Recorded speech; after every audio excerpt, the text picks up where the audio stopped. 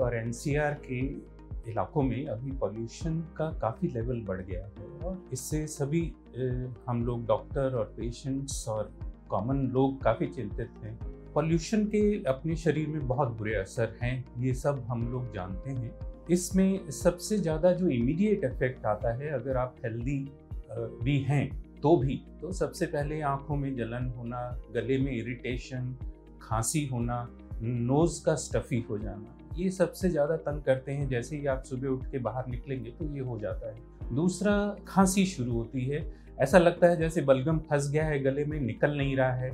Chest में हल्का सा कंजेशन या सांस लेने में आपको हो सकता है दिक्कत लगे। तो ये तो साधारण जो हेल्दी लोग हैं उनमें ये लक्षण होते हैं, जो कि बच्चे हों चाहे बूढ़े हों चाहे यंग लोग हों, उसमें ये इस तरह के सिम्टम्स आते हैं।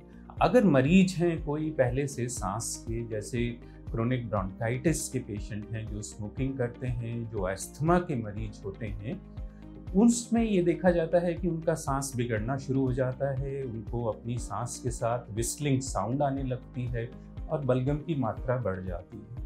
तो जो सांस के मरीज हैं उनमें और मुश्किल आ जाती है, जिसमें दवाइयों की मात्रा को बढ़ाना पड़ता है या एट टाइम्स उनको डॉक्टर के पास जाना पड़ता है अपने इलाज को रिवाइज करने के लिए। तो ये सभी हमारे शरीर पे जो दुष्प्रभाव हैं होते हैं।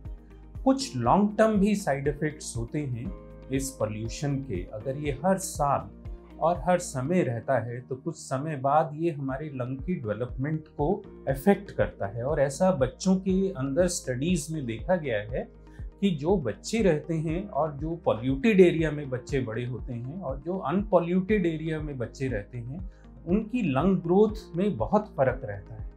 लगभग 5 टाइम्स जो पॉल्यूटेड एरिया में रहते हैं उनके लंग फंक्शंस कम रहते हैं बनस्पत जो बच्चे हेल्दी इन्वायरमेंट में बड़े होते हैं। तो ये दुष्परिणाम हैं पॉल्यूशन के, और लॉन्ग टर्म और शॉर्ट टर्म पे अपनी स्वास्थ्य को ये अफेक्ट करते हैं।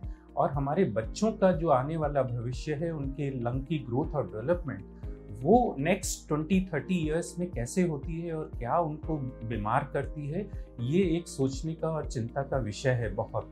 इससे बचे कैसे?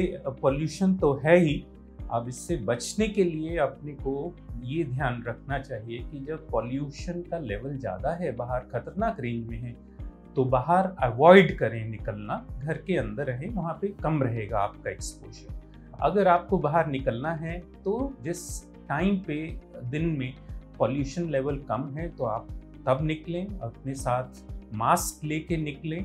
बाहर एक्सरसाइजेस ना करें खुले में जहाँ पॉल्यूशन एरिया है, क्योंकि उस टाइम रैपिड ब्रीदिंग होगा, रनिंग होगा, तो ये उस टाइम पे अवॉइड करें आप बाहर के लिए। घर के अंदर रहें जब ज़्यादा पॉल्यूशन रहता है और मास्क का उपयोग करें।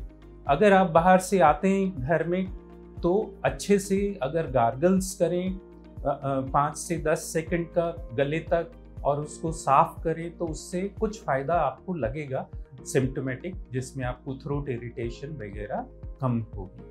अगर आप पेशेंट हैं तो अपनी दवाइयों को नियमित रूप से लेते रहें और उनकी मात्रा को, अगर आपके सिम्टम्स बढ़ते हैं तो डॉक्टर से संपर्क करके उनका डोज अल्टर करना है, बढ़ाना है, तो उसके संदर्भ में उनसे ज़रूर राय लीजिए। और इन्हेलर्स अपने रेगुलर आपको अच्छे से लेना चाहिए उस दौरान। कुछ तरह के वायरल इन्फेक्शंस भी इस पॉल्यूशन में हम लोग देख रहे हैं, बहुत हो रहे हैं, जैसे फ्लू का और निमोनिया का। तो ये कोशिश कीजिए कि अपने डॉक्टर से बात करके इन दोनों का जो वैक्सीनेशन है वो भी इस सीज़न में अपने को अगर नहीं लगाया गया है तो वो लगवा लें।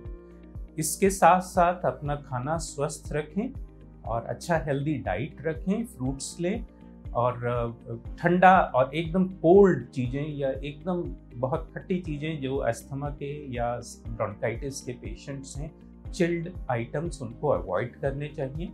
अल्कोहल भी इस सीज़न में आप ना लें तो ज़्यादा बेहतर रहेगा आपके स्वास्थ्य के लिए। धन्यवाद।